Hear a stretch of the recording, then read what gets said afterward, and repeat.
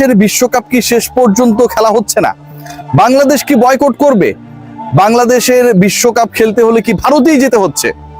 Indian cricket board গতকালকে কিছু একটা নিয়ে পরিকল্পনা করেছে এবং সেই সংক্রান্ত নিউজ ক্রিকেট বিষয়ক পোর্টাল ক্রিকবাজে আমরা গতকাল মিডনাইটে দেখেছি।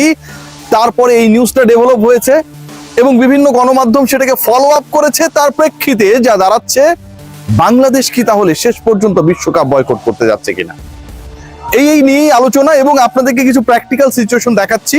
কিছু প্রশ্নের উত্তর যেগুলো নিয়ে কনফিউজড আপনারা, সেই প্রশ্নের উত্তরগুলো দূর করার চেষ্টা করছি। এবং যতটুকু আপনারা হতাশ হচ্ছেন, আলোচনার শুরুতেই বলছি, হতাশ হবার মতো এখন পর্যন্ত কোনো কিছু ঘটে নাই, এরকম কোনো ধরনের সিগন্যাল নেই। একটু এন্ডোর্স করে দিতেই চাই, অরিক্স ক্রিস্টাল ওয়াশের 2-in-1 ফর্মুলা আপনার কাপড়কে করবে ঝকঝকে পরিষ্কার। ইউজ করতে পারেন, এক্সপেরিয়েন্স করতে পারেন। যে ডিসকাশনটা করছিলাম, কয়েকটা প্রশ্ন আমি একটু আপনাদেরকে করি এবং যে প্রশ্নগুলো আপনাদের মাথায় ঘুরছে সেই প্রশ্নের উত্তর দেওয়ার চেষ্টা করব। দেখুন, প্রথম কথা যেটা, যে বাংলাদেশের নীতি নির্ধারণের সাথে যারা জড়িত, বাংলাদেশ ক্রিকেট বোর্ড এবং গভর্নমেন্টের যে সোর্সেস গুলো রয়েছে, এই দুই জায়গায় আমি কথা বলেছি, সকাল থেকে কথা বলেছি বলে এই কন্টেন্টটা, এই আলোচনাটা করতে দুপুর পর্যন্ত হয়ে গেল। দ্বিতীয় যে পয়েন্ট গুরুত্বপূর্ণ, ভারতে যারা গণমাধ্যমে কর্মরত রয়েছেন, আমাদের অনেক কলিগ রয়েছেন, তাদের সাথে আমি আমার মতো করে আলোচনা করার চেষ্টা করেছি। সেখান থেকে একটা পজিটিভ ভাইবস পেয়েছি। যে প্রশ্নগুলো দিয়ে এই আলোচনাটা করতে চাই, ডিসিশন হয়ে গেছে কিনা যে বাংলাদেশকে খেলতে হলে ভারতেই যেতে হবে। ভারতের ভেন্যু পরিবর্তিত হচ্ছে, মুম্বাইতে কোনো খেলা হবে না। কলকাতায় 3টা ম্যাচ হওয়ার কথা ছিল, সেই জায়গাগুলোতে কোনো খেলা হবে না। বাংলাদেশের ভেন্যু পরিবর্তিত হবে, কিন্তু ভারতের মাটিতেই নিরাপদ ভেন্যুতে বাংলাদেশকে গিয়ে খেলতে হবে। সেরকম একটা অফারের ব্যাপারে সিদ্ধান্ত হয়ে গেছে কিনা। প্রথম প্রশ্ন, গতকাল মিডনাইটে যে খবরটা বেরিয়েছে ক্রিকবাজে, তাতে যে ডিসকাশনটা হয়েছে, তাতে যেই ব্যাপারটাকে ফলো করে ছাপানোর চেষ্টা করা হয়েছে, তামিলনাড়ু এবং কেরালা ক্রিকেট অ্যাসোসিয়েশনের সাথে আইসিসি এবং বিসিসিআই এই দুটা পক্ষের আলোচনা হয়েছে।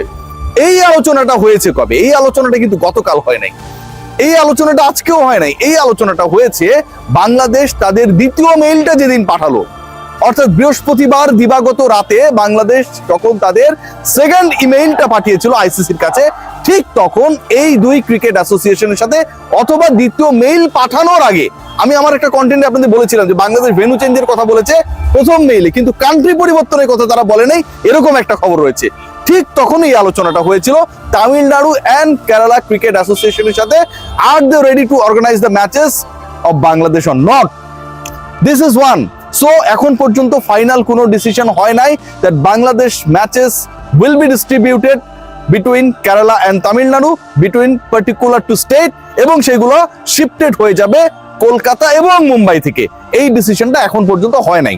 সেকেন্ড পয়েন্ট যেটা, যেই জায়গায় প্রশ্নগুলো আপনাদের আসছে, বাংলাদেশ খেলবে কিনা ভারতের মাটিতে যদি বিশ্বকাপ হয়, এটা আমি এক কথায় বলে দিতে চাই, এক কথায় বলে দিতে পারি, ভারতের মাটিতে যদি বিশ্বকাপ হয়, অনুষ্ঠিত হয়, তাহলে Bangladesh is not going to B the participant team of that world cup. এখন পর্যন্ত ডিসিশনটা তাই। থার্ড যে প্রশ্ন, আইসিসি কি সিদ্ধান্ত নিয়েছে? নো ভাই, এখন পর্যন্ত আইসিসি কোনো ধরনের সিদ্ধান্ত নেয় নাই। এবার আসি মূল আলোচনায়। গতকালকে আপনারা সবাই জানেন যে ভারত এবং তার একটা প্রতিপক্ষের সাথে, ইংল্যান্ড বা নিউজিল্যান্ডের সাথে তারা ওয়ানডে সিরিজে মুখোমুখি হয়েছিল। নার্ভাস 90-তে বিরাট কোহলি আউট হয়ে গেছেন, রেকর্ড করেছেন। ভারত শেষ পর্যন্ত 300 রান টপকে সেই ম্যাচটা জিতেছিল।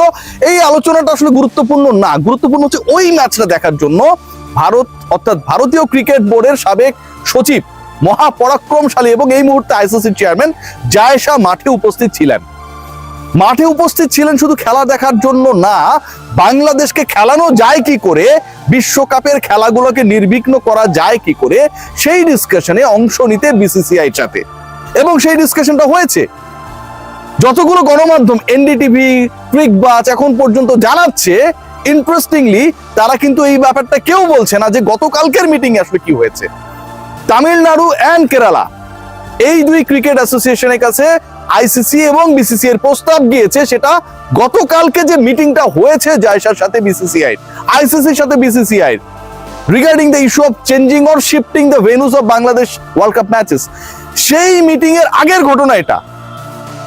গতকালকের মিটিং এ কি হলো, জায়েশা কি প্রপোজ করলেন, আইসিসি তো এই ব্যাপারটা যদি মেনেই নিত, আইসিসি সেই খবরটা জানিয়ে দিত, আজকে সোমবার এতক্ষণ আমরা হোপফুলি পেয়েও যেতাম, সেরকম কোনো কনক্রিট ডিসিশন হয় নাই।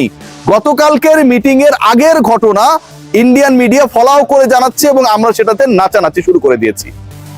গতকালকে যে মিটিং হয়েছে সেই মিটিং এ তামিলনাড়ু আর কেরালায় বাংলাদেশের খেলা শিফট করা হবে এরকম কোনো ধরনের সিদ্ধান্ত হয় নাই, কোনো ধরনের সিদ্ধান্ত হয় নাই।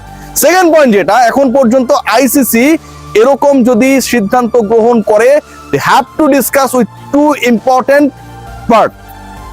একটা হচ্ছে Bangladesh cricket board, Bangladesh cricket বোর্ডকে এই বিকল্প অফারটা দিতে হবে। বাংলাদেশ ক্রিকেট বোর্ড সেটার একটা ফিরতি মেইল দেবে এবং তারপরে আইসিসি তাদের ডিসিশন জানাবে।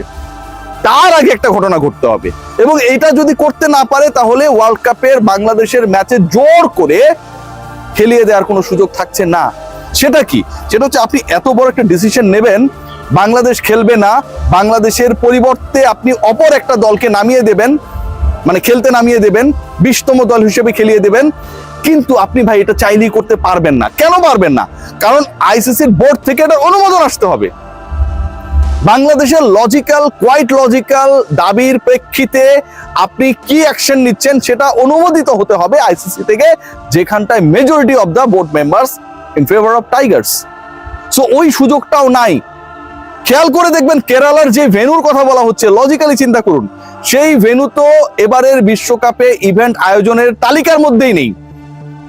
সেই ভেন্যুতে যদি আপনি লজিস্টিক্যাল সাপোর্ট দিয়ে বাংলাদেশের ম্যাচ আয়োজনের প্রস্তাব দিতে পারেন, তাহলে আপনি শ্রীলঙ্কার ডাম্বুলায় কেন এটা করতে পারবেন না? যেই ডাম্বুলা এখন পর্যন্ত ওয়ার্ল্ড কাপের ম্যাচ আয়োজনের তালিকাভুক্ত ভেন্যু না। আপনি যদি কেরালায় করতে পারেন, নতুন ভেন্যুতে আপনি আপনার সম্প্রচারকদের নিয়ে যেতে পারেন, আপনি ডাম্বুলায় কেন পারবেন না ভাই? ডাম্বুলায় তো আপনার লাইট শো রয়েছে, সেই সমস্যা তো আপনার নেই। আমরা কভার করেছিলাম সেখানটায় গিয়ে ম্যাচ। আপনি যদি সেটা করতে চান, আপনি ধরেন আপনার ডাম্বুলা আপনার কাছে মনে হচ্ছে দূরে, আমি এত দূর যাব না, আমি কলম্বোতে পেলে করতাম। সিংহলি স্পোর্টস ক্লাব মাঠ তো ভাই ফাঁকা রয়েছে, খেলা তো হবে প্রেমাদাসায়। আপনি সিংহলি যে কেন, শ্রীলঙ্কার কলম্বোয় দুটো ভেন্যু রয়েছে, ঢাকার মিরপুর এবং ফতুল্লার মতো দূরত্বে। আপনি কেন তাহলে সেখানটায় করাবেন না? সেখানটায় তো ওয়ার্ল্ড কাপের কোনো ম্যাচ নাই। বাংলাদেশ যেহেতু ডে ম্যাচেস খেলবে কিছু, সেই ডে ম্যাচগুলো তো আপনি সিংহলি স্পোর্টস ক্লাব মাঠে খেলাতে পারতেন, সেটা কেন আপনি করছেন না?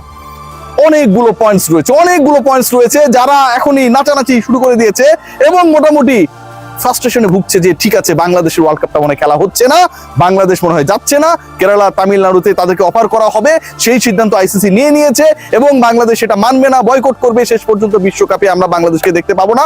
You guys are totally wrong. ICC had not taken any decision regarding shifting the matches of Bangladesh. Definitely shift হবে। এখন সেই শিফটিংটা কোথায় হবে? সেই শিফট হবে কি ভারতের মধ্যে, নাকি সেই শিফটিংটা হবে ভারতের বাইরে? এই ডিসিশনটা এখন পর্যন্ত হয়নি দেখে আমরা কোনো অফিসিয়াল অ্যানাউন্সমেন্ট পাই নাই। সো আমার কাছে মনে হয় হতাশ হওয়ার কোনো কারণ নাই। কেরালার যে ভেন্যুর কথা বলা হচ্ছে, তামিলনাড়ু চেন্নাইয়ের কথা বলা হচ্ছে, কেরালার ইন্টারেস্টিং পার্ট যেটা, ওই ভেন্যু তো আইসিসির তালিকাভুক্তই না। ভারতের মধ্যে তালিকার বাইরে থাকা ভেন্যুতে আপনি যদি লজিস্টিক্যাল সাপোর্ট দিয়ে বাংলাদেশে খেলা আয়োজন করতে পারেন, শ্রীলঙ্কার কলম্বোতে দুইটা ভেন্যু, একটা ভেন্যুতে আপনার আইসিসি বিশ্বকাপ হবে প্রেমাদাসায়, সিঙ্গল স্পোর্টস ক্লাব মাঠে আপনি বাংলাদেশে খেলা দিতে সমস্যাটা কোথায়? আপনি ডাম্বুলায় নিয়ে যেতে সমস্যাটা কোথায়? কেরালায় যদি নিতে পারেন। So many logics behind our arguments এবং Bangladesh cricket board still they can be hopeful regarding their demand। সবাই ভালো থাকবেন, টেক গ্রেট কেয়ার।